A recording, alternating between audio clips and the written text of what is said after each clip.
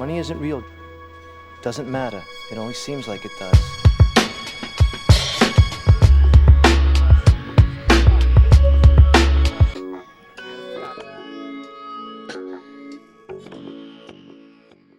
What's up, guys? Welcome back to the Ruckus with Alex Himes. Today, we have a good friend of the show back on, Mr. Trovon Reed. Welcome back to the studio, big guy. How you doing, man?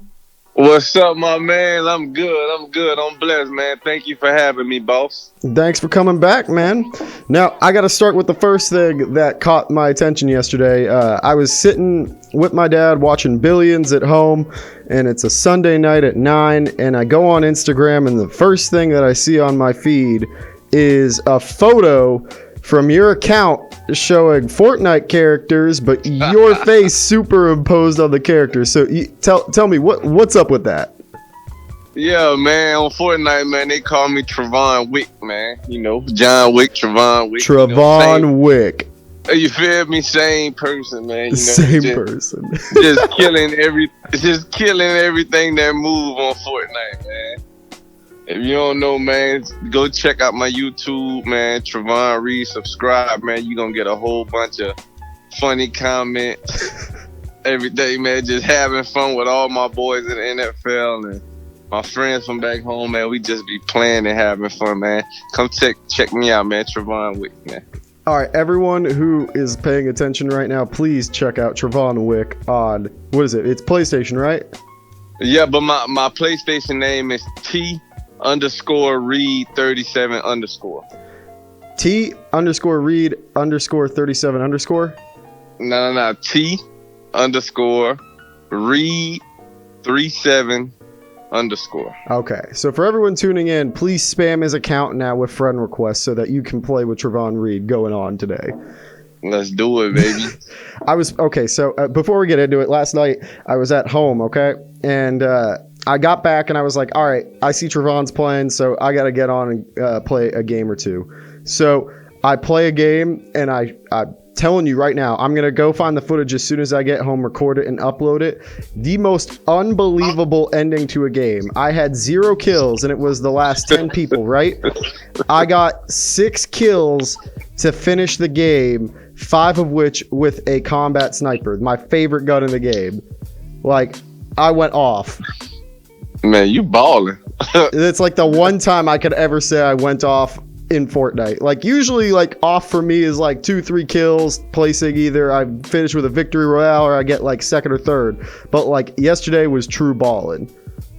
Man, that's real balling. Like I'm like you, man. Give me 2-3 kills and I finish top 3. I did my thing in my head. Yeah, exactly. Like, you're just satisfied. You're like, screw it. I got those kills. I got top 3. What you guys doing? Right, especially if I run up on a guy who could build a 5-star hotel in 2 seconds.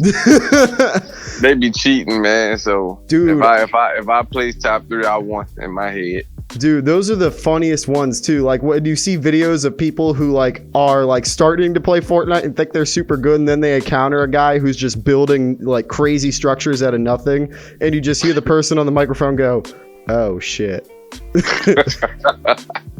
That's me. I'm the old shit guy. The old shit guy. I'm always the guy. I be building shit. I be forgetting to fucking close it one way. Oh, I'm sorry for cursing. I be forgetting to I be forgetting to close it one way, man. Then I get shot from back there. I be like, oh shit. Well, you know, that leads me to ask, like, do a lot of NFL players, or like, I feel like people don't realize it as much, but like, do a lot of athletes, period, I should say, and you can go specifically with NFL players, do they play video games, but specifically Fortnite, a ton? Bro, we play it so much because playing the game keep us out of trouble. You know, like, we'll have a long day. We get to the facility at 6. We'll leave at 4. You don't want to go out and go walking around and, you know, doing all type of stuff because you got to get up the next day and do that. So what you do, you get home. If you got a wife, you talk to your wife. If you got a girl, you talk to your girl. 30 minutes max. And then you hit up the guys. Hey, I'm on. Let's do it. And everybody get on, man. You get to playing the game. Next thing you know, it's 10 o'clock and you got to go to sleep and wake up and do that the next day. It's like, it become like it becomes so addictive. But you hear a lot of people saying stuff like, man, all you do is play the game. That's cool. You won't see my name in the newspaper for doing nothing crazy, outside of this. Like, I'm in my element, I'm in my room, I'm in my house, playing my game with my boys. That's what I enjoy doing. Like, when it's time to work, I'm working. But when it's time to relax my body, I'm sitting down, playing my game, having fun. That's an interesting aspect of it. I would have never thought, like, it's not just a thing to, get teammates or friends across, like, NBA, NFL, wherever it may be, to play together and, like, actually stay in touch, but it's actually a way to prevent people from getting into trouble. Facts, because how I'm gonna get in trouble if I'm just chilling in my house? Fair enough. There's no way. There's no way. Like, if you got kids, your kids doing what they doing, 9 times out of 10, they might be on the other TV playing with you. Fair enough. So, I mean, like, man, that's how I look at it. Like, working out is my club. That's when I got my music, I'm turned up. That's my club. When I leave my club from 6 to 4, now I'm going to relax my mind and get on Fortnite with my guys. Shout out to everyone who's listening in right now, and I specifically want to say that Josh Gordon, if you are listening in right now, man, you signed that tender with the Patriots. Yeah, sure, you might still be suspended, but I'm here to volunteer my services. I will play Fortnite with you every night for the next year and a half if you can promise to stay off the weed and get back to the NFL. Yeah, tell him I'm going to play with him too, man. That dude is a great. There we go. Josh, if you're listening, Trovon and I will play Fortnite with you. I might not be somebody at all, but hey, I can kill at Fortnite. I think we'd be a great tandem, be a lot of fun, get a lot of kills. You stay off of the weed, you get back to the NFL, you make millions. We end up going on vacation in like the Bahamas in 10 years on your big yacht that you won because you got a championship ring with the Patriots after dropping like a record 2,000 yards with them after a season where you stayed off the weed. It's all right there in front of you, man. Facts, man. I think dude is a great player, of course he made some bad decisions. But that's life, man. People make bad decisions. I wish the best for him. I believe he's a top 10 receiver in the league with his problems, so he definitely could be a top 5 without the problem. So, man, I wish nothing but the best for bro. I pray that he get his head right. I pray that whatever he deeply going through that nobody knows but him, I pray he get through it, man. I just pray for him. Instead of people kicking him down all day, I just want to lift him up. If he run across this message, man, I just want him to know I'm rooting for him. See, I think the media screws it up. I think you're right, honestly. Like, we can talk about it as much as we want. The media can portray it in any light. Addiction's addiction, and it's a problem. We shouldn't be like stepping on someone's throat or yelling at them because they can't get better. We should be trying to help them. And if anything, this is a chance for not only the NFL, but NFL fans and people in general to really get behind and rally behind someone. Sure, it's a New England Patriot player. People hate the Pats, but set that aside for a moment and recognize this guy actually needs help, and he's trying. From what we know, he's trying. Look, he was able to play a good amount of last season when he finally landed with New England, It wasn't until the very end where things got a little rocky.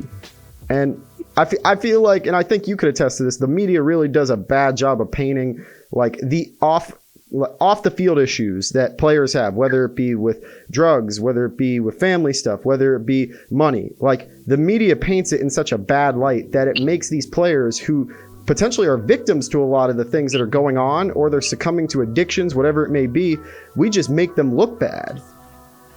Man, the media attack who they want to attack. They attack like they know who they could get is gonna sell. When Tom Brady had the little Deflategate thing that lasted for 2-3 months, died down.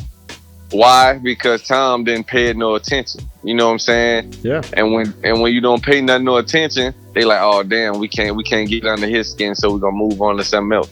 And then they try to get him with something else. And then like with the Ben Roethlisberger, the rape case thing. Yeah. Look how fast that went out the window. They don't even talk about that no more. Now they talk about giving Big Ben a gold jacket, Yeah. But it's they attack who they want to attack, man. Sometimes they don't understand that the people that they're attacking are human too. Like, you can't expect you to tell me all these bad things, and then when I see you, you try to shake my hand and act like it's all good. No, you rip my character apart. Like, you made me look stupid in front of millions of people, millions of views. People listen to y'all tell Josh Gordon how stupid he is. He needs to stay off the weed and da-da-da-da-da and all that crazy stuff, which is true because the NFL say no weed. So I understand what they're saying, but y'all don't have to kick him down to do it, because right after you put that microphone down, you might go home and smoke some weed yourself. You know, so you can't, like, I feel like that's not right, man. I feel like God said we can't judge, so why are they judging him? I understand, just give him his punishment and let it go. Like, don't keep bashing him like y'all. They bashing him like he doing people something. Like, he doing it to himself. You know, so he, you know, like, and that's what I'm not getting, man. Like, the media, they aim to rip you apart. They wake up in the morning, instead of saying, man, let's go talk about how Josh Gordon helping his community. They like, nah, that's too good. That's not gonna sell. Let's go talk about how he don't want to stop smoking weed. So they would wake up in the morning with negativity on their mind, and they just place all that negativity around this man. So whatever he do in football, it won't even shine that bright no more, because they done threw so much shade on it with the weed situation. And of all things too, it's just like, look, I get that it's an NFL rule, right? But marijuana is legal in numerous states. It's also a medicinal substance in a lot of them. And the public opinion is shifting about it. And we keep hearing about guys like, look, you read that article about Chris Long talking about how, like, for the majority of his career, he was high. Like, if it serves a role and a purpose, you know, and it's not harming anyone, why is this an issue? I understand that the old world view of things in terms of marijuana, like guys like from Jerry Jones' generation, like Jerry Jones Sr., would view marijuana as like an illegal substance. You can't mess around with that. You can't use it. They'd call it the devil's lettuce or grass. But look at how we've progressed as a culture and a society with the acceptance of marijuana. If there's literally any issue that should be had with Josh Gordon in this case, it's if he was selling something that was illegal to sell, then go from there. But if the man is using a substance for his own use, right, and it's not hurting anyone else, if it's hurting him, then that's his problem. But if it's hurting anyone else, then it's a problem that should be lit up. But the guy also is dealing with addiction issues beyond it. It's not just like, oh, I'm smoking weed every now and then. Apparently and I, just like you said, you know, we don't necessarily know what's going on. Right? So from what I know and what I've put together, it sounds like the guy is addicted to weed, and the guy needs it for whatever purposes he needs it for, whether it's because he's grown accustomed to having it in his life for so many years, or if there's pain, whatever it may be. The guy is using it, and we should help him. Yet we're putting him on the stake and burning him. I agree 100%, bro. I feel like, let me see how I'm gonna word this, man.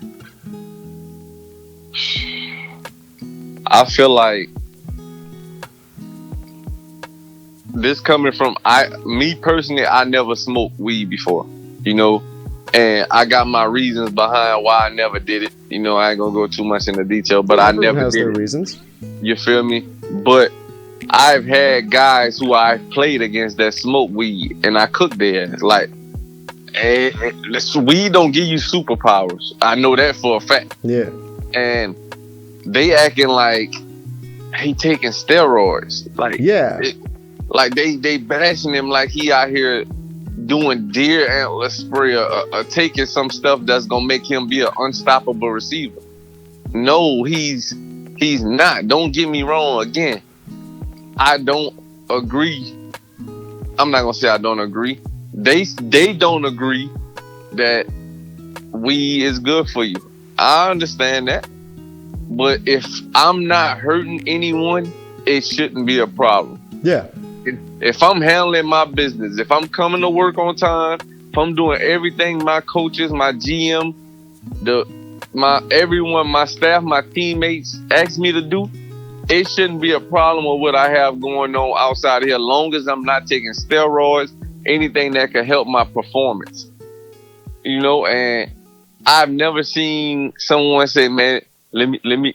If I hit the weed, I can lift 300 more pounds in the weight." I never heard that before. Yeah. So It's like, no, you don't lift 300 more pounds. You eat 300 more things of Cheetos, but that's yeah, it. facts. Like it's not even I mean, man, you got. I ain't gonna get too deep in it, but yeah, man, No, I get it, man.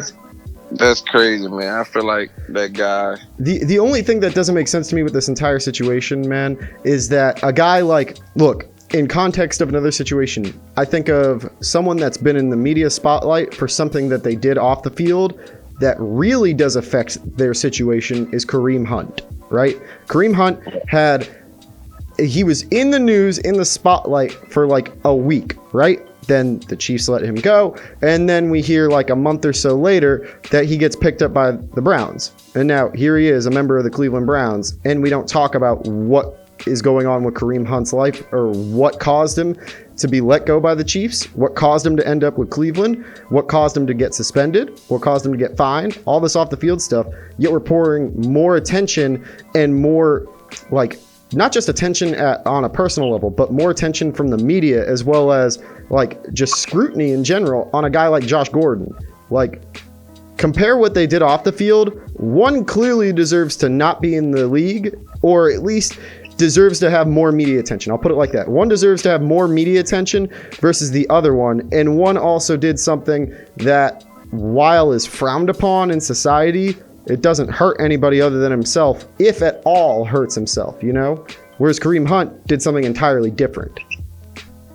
Reason why is because Kareem Hunt is not an easy target. Like, and I mean that by the situation happened. Kareem Hunt apologized, and he didn't get on his Twitter and keep on like apologizing for it. He ain't like prolonging it. He apologized, got it out the way, did the little TV show or whatever on ESPN, and deaded it. He didn't speak of it again. So if he don't speak of it, they not gonna speak of it. You know, and you got my guy Josh, who the topic just so happened to be on him right now.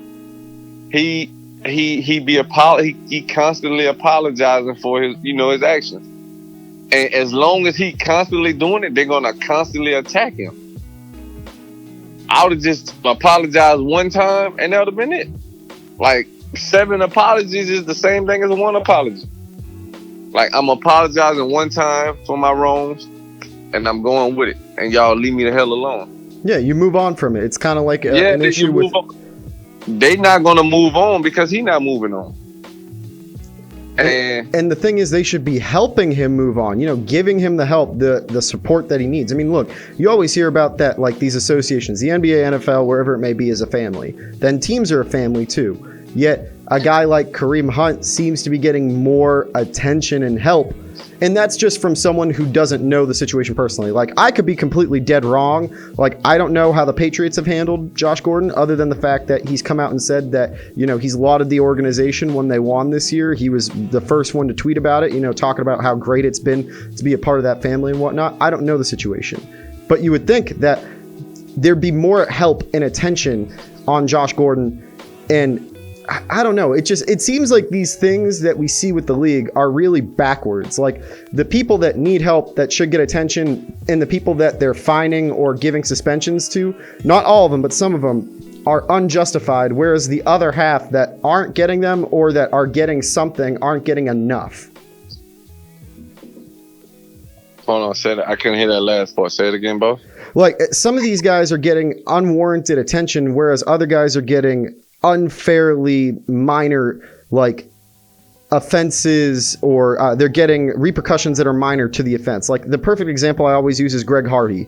Look at what the league did to him for what he was doing at the time. He got minimal suspension. He got minimal everything.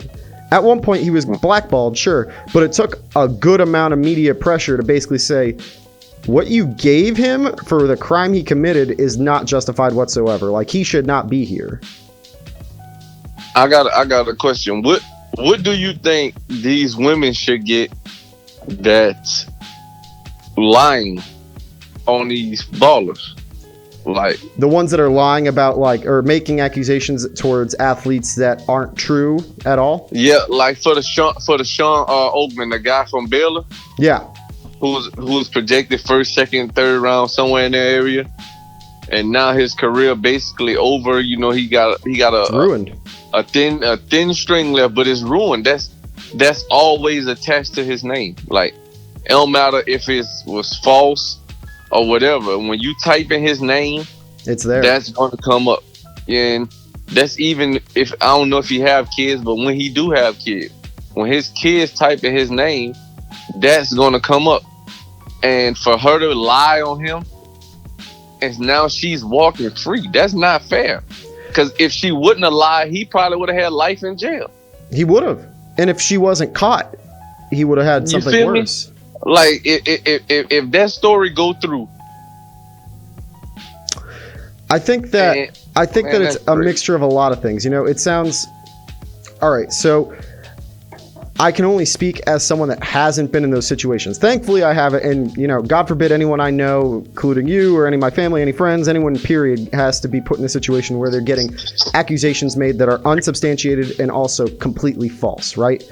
That aside, I think that these NFL players are getting, not NFL players are getting unfairly targeted, but in the cases of those that are having accusations made against them that are unsubstantiated as well as untrue, and they're proven to be untrue, there should be some type of system set up to where these players can in turn then sue the person that claimed to be a victim of X crime for not only slander but also a reputation, because they're attempting to ruin someone's reputation, and they're attempting to, not all the time, but some situations, attempting to extort money out of the person that they're claiming is guilty. You know, they want something in return. You don't say something, I won't say something about you that isn't true or anything, period, as long as you pay me. You know what I mean? Like a bribe.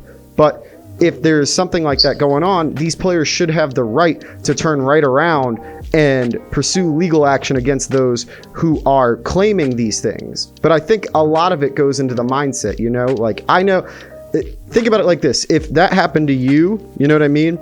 At the very end of it, would you partially think to yourself, all right, I'm done with it, wipe your hands of it and move on? Kind of like what we were saying earlier about different situations, you know? Like, once you get through an accusation that is made about you and then you prove it wrong and then things are kind of settling down, would you rather focus on trying to continue that whole system and get not necessarily revenge, but just like what's deserved to that person who made that lie? Or would you rather kind of wipe your hands of it, say, all right, I'm done, and move forward with your life?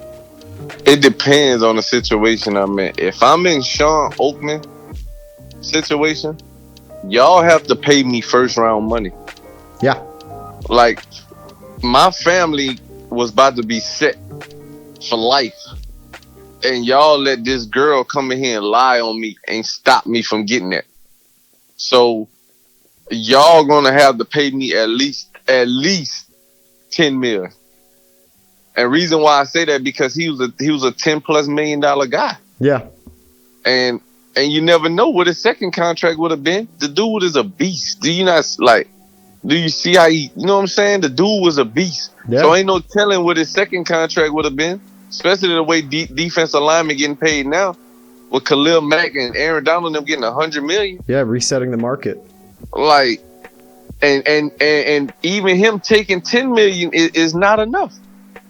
But I'll settle for that if I was him, because he was going to guarantee get that. And now he went from $10 million to a minimum wage job somewhere. He is currently, I'm looking him up. The last thing that occurred was on February 28th, 2019. After the jury deliberated for 45 minutes, Oakman was found not guilty of sexual assault. The jury cited evidence for consensual sex and the lack of incriminating evidence for the decision. Since then, in 2017, Oakman signed with the Triangle Torch of the American Arena League for the 2018 season, but he later joined the Bismarck Bucks of the Champion Indoor Football League for the 2018 season. He joined the Spring League for its 2019 season, assigned to the Austin Generals. So this guy went from being first round pick in the NFL draft. Big money. To play indoor football. Yeah. That's crazy. That's crazy. And guess what? That girl probably still got her good job. Probably working at the same place she was working at before the allegations. Getting paid way more than him. I guarantee you that. Because I know the pay in the Arena League, you know? You know what sucks That's the most crazy. about this whole thing? I'm looking through the Wikipedia page to find all the details. They don't even list the woman's name. So not only do they have someone who is clearly shown to have made false accusations towards someone who is a rising star in his own right, about to go pro in a sport where it takes a lot of work, she gets away with it, screws his life up, and has no repercussion of her name getting leaked out whatsoever. Right. That's what I'll be talking about, man. Like, I just wanted to be fair. Like, don't get me wrong. If a guy rape a woman, put him in jail. You know what I'm saying? Yes. I'm not taking up for that. Like, I have sisters, I have nieces, and if a guy rape him, the best thing for him to be is in jail. I agree. You know, and it's either that or you're gonna have to deal with me and all my brothers. You know, so the best thing for you to save us from doing something crazy is just be in jail. Yeah. Because it's kind of like you're a dead man walking. To be honest, you rape my sister or something like that. That's not cool. Like, in no type of way. So I would never support that, but I will support a guy who did not rape someone and they're lying on him. And like, I'm gonna support that because man, that's hurting a lot of men. And like, we don't see that and we don't stick together. We'll always make it black and white. And I mean, some situations do got black and white, but this one is about men and women, bro. And sometimes women get off with some BS, man. Like, no way that girl should be walking free after she just clearly lied on a potential first round pick. And this man have to go to the Arena League. She ruined his life. He could have been playing for the Tampa Bay Buccaneers, but he playing for the Tampa Bay Storm. Like, that's not even right, man. Like, that's not right in no type of way. Like, she should have at least did 4-5 years, however long he was gonna get. Yeah, just desserts type of thing. Yeah, she got to get the same time, because guess what? What that did was, all right, they didn't give her no time. Okay, I could try to lie on him. If it don't work, shit, I ain't gonna get no time. They're not gonna slander my name, so I have nothing to lose. So 1-0 before you even walk into place. Especially if you're going against a woman, you down 1-0, so you playing catch up from the get go. Yeah. You know what I'm saying? So man, don't go down 2-0. Guys, thank you again to my guy Trovon Reed for coming into the studio today. It means a lot for you coming through, brother. Anytime, man. You know, anytime. Anytime you hit me, I'm here, my boy. You're looking at the two best Fortnite players in the world. Don't at me on that one. And also, I'd like to give one final shout out, and that is to Josh Gordon. I wish you the best.